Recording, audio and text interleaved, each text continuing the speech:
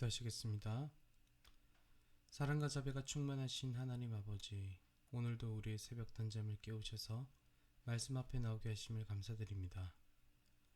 성실하신 주님께서 오늘도 우리의 삶 중에 말씀하심을 생각할 때 주님 앞에 감사드리지 않을 수 없습니다.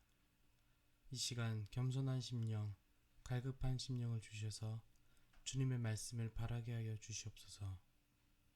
어리석어 보이고 멋도 없어 보이는 것 같은 순종과 겸손이야말로 하나님께서 기뻐 찾으시는 제사인 줄 기억하게 하여 주옵소서.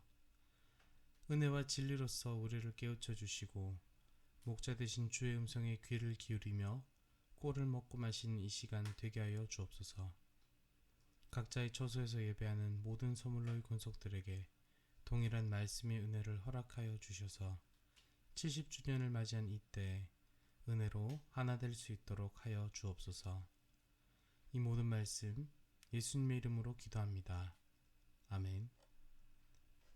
오늘 우리에게 주시는 하나님의 말씀은 요한복음 13장 21절에서 30절까지의 말씀입니다.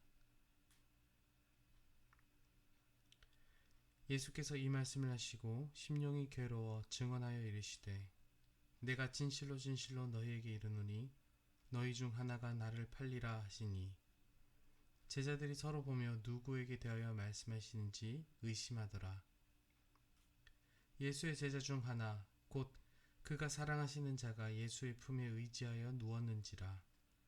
시몬 베드로가 머릿짓을 하여 말하되 말씀하신 자가 누구인지 말하라 하니 그가 예수의 가슴에 그대로 의지하여 말하되 주여 누구니이까. 예수께서 대답하시되 내가 떡 한 조각을 적셔다 주는 자가 그니라 하시고 곧 한 조각을 적셔서 가룟 시몬의 아들 유다에게 주시니 조각을 받은 후 곧 사단이 그 속에 들어간지라. 이에 예수께서 유다에게 이르시되 네가 하는 일을 속히 하라 하시니 이 말씀을 무슨 뜻으로 하셨는지 그 앉은 자 중에 아는 자가 없고 어떤 이들은 유다가 돈꾀를 맡았으므로 명절에 우리가 쓸 물건을 사라 하시는지 혹은 가난한 자들에게 무엇을 주라 하시는 줄로 생각하더라. 유다가 그 조각을 받고 곧 나가니 밤이러라. 아멘. 오늘 본문은 예수님의 괴로움으로부터 시작합니다. 요한은 여기서 예수님이 눈에 띄게 마음이 산란해진 것을 관찰하고 있습니다. 여기서 우리 주님의 괴로움이란 앞으로 다가오고 있는 고난과 죽음에 대한 두려움이 아닙니다. 그것은 직접 택하신 제자들 중에 한 명이 끔찍한 악을 저지르게 될 것이라는 생각 때문입니다. 주님은 앞서서 자기가 이제 팔릴 것이고 자기와 함께 떡을 먹은 사람이 자기를 팔 것이라고 이미 말씀하셨음에도 불구하고 오늘 또 이렇게 괴로워하시면서 다시금 이 사실을 재차 언급하고 있습니다. 이제 유다가 예수님을 팔아넘기는 시간이 다가오고 그 시작을 마주할 것이 너무도 괴로우셨던 겁니다. 제자들은 이 말씀을 듣고 서로 의심하기 시작합니다. 서로를 둘러보며 형제의 눈으로 사랑의 눈으로 바라보는 것이 아니라 배신자를 찾는 눈빛으로 서로를 보고 있는 것입니다. 오늘 본문에서 서로를 의심하는 제자들의 모습에 대한 예수님의 반응이 언급되어 있지는 않지만 저는 예수님이 유다의 배신에서 겪으셨을 괴로움만큼이나 제자들이 서로를 의심하고 있는 모습에서 많이 괴로우셨을 것 같습니다. 앞서 예수님은 주인이요 선생인 내가 너희를 겸손한 마음으로 섬긴 것 같이 너희도 그리 해야 될 것이다 라고 명령하셨습니다. 그러나 불과 그 말씀이 선포된 지 얼마 지나지 않아서 그들은 이런 반응을 보였던 것입니다. 그 중에서 베드로는 배신자를 당장 끝장낼 것처럼 요한에게 물었습니다. 베드로는 칼을 가지고 있었고 배신자에게 언제든 그 칼을 휘두를 기세를 보였습니다. 그러나 여러 사람 앞에서 혈기를 드러내는 베드로의 나중 모습을 아시는 예수님께서 지금 이 베드로의 모습을 얼마나 가슴 아프게 보셨겠습니까? 서로를 사랑하지 않고 의심하던 이들 모두는 결국 모두 예수님을 부인했습니다. 이것을 아셨기 때문에 예수님께서는 너무도 가슴이 아프셨을 것입니다.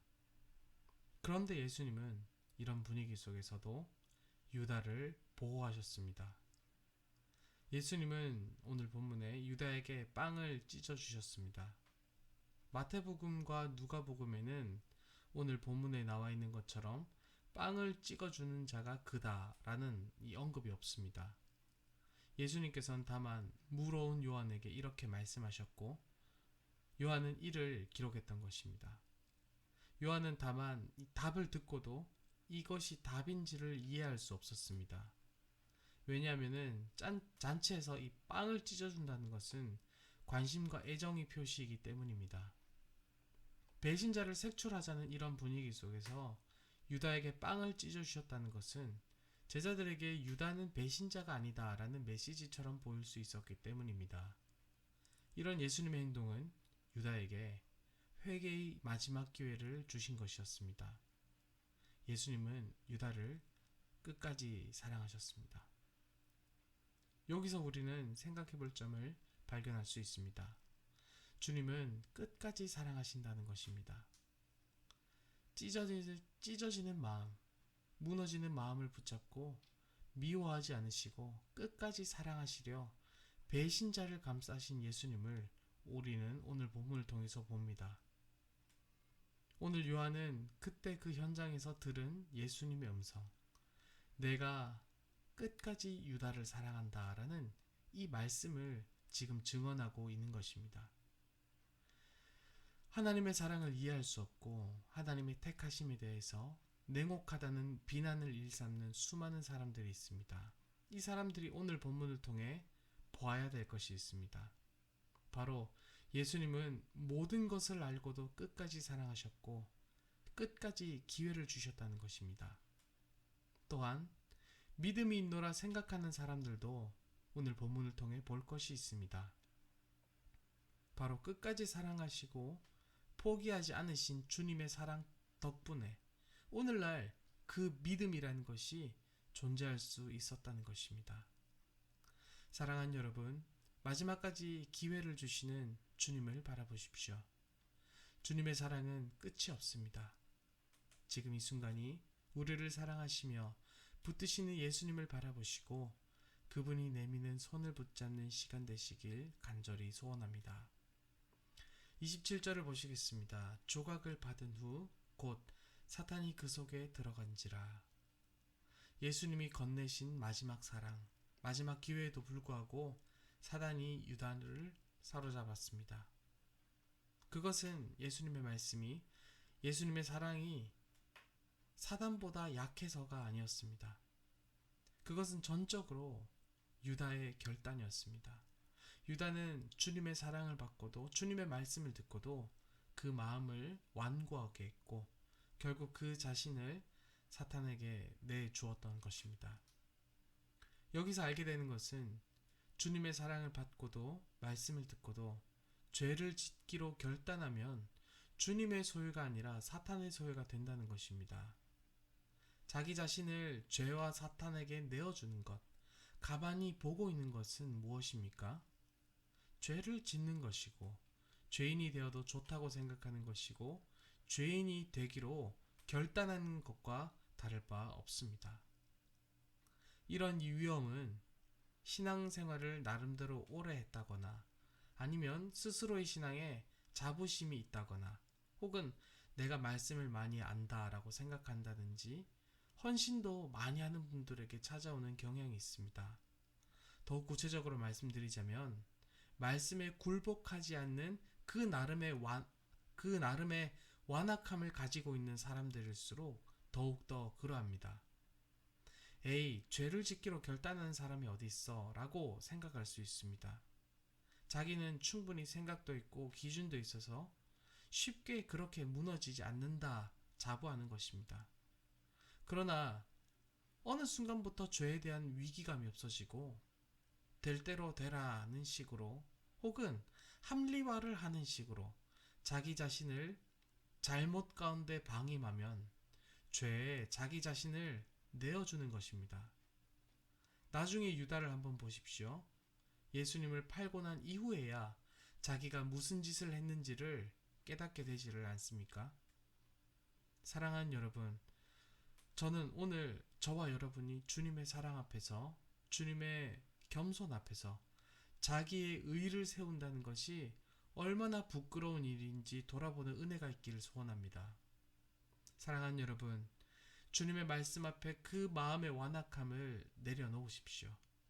주님의 겸손을 보시고 그 마음의 완고함을 내려놓으시길 바랍니다. 그래야만 죄에 우리를 내어주지 않게 됩니다. 말씀을 맺겠습니다.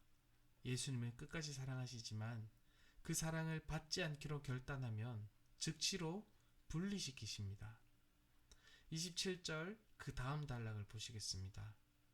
예수님은 유다가 사탄에게 넘어간 것을 보시고는 이제 지체하지 않으시고 내 하는 일을 속히 하라 라고 하셨습니다. 예수님은 배신자가 된 그를 즉시로 내쫓으신 것입니다. 유다가 곧 나가니 밤이러라. 유다는 빛이신 예수님께로부터 그 즉시로 분리되었습니다. 사랑하는 여러분, 끝까지 사랑하시는 주님을 기억하십시오. 주님의 말씀에, 주님의 사랑에, 주님의 겸손에 내 마음의 완악함을, 완고함을 내려놓으십시오. 주님께 순복하지 않을 그 어떤 이유나 명분은 우리에게 없습니다. 우리가 주님께 순복하지 않으면 우리는 주님 대신 사탄을 선택하게 되고야 말 것입니다. 나는 아니겠지 라고 생각하는 대신에 주님 살려주십시오 라고 기도할 수 있는 심령으로 오늘 이 시간 주님께 나아가는 저와 여러분 되시길 간절히 바랍니다. 기도하시겠습니다. 모든 것을 아시고도 끝까지 사랑하신 주님을 찬양합니다. 모든 것을 다 아시고도 끝까지 회개를 바라시는 주님의 그 사랑을 찬양합니다.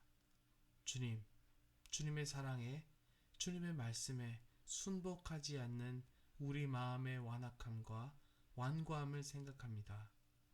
아직 주님 앞에 순복하지 않은 영역은 없는지 내 스스로 돌아보게 하여 주시옵소서. 오늘 이 시간 성령의 충만을 허락하셔서 주님의 말씀을 심령에 새기고 주님의 말씀을 깨닫고 순복하는 은혜가 있게 하여 주시길 원합니다. 주님께 순복하며 주를 섬기는 모든 주님의 권속들을 기억하여 주시옵고 이 모든 말씀 살아계신 예수님의 이름으로 기도합니다. 아멘.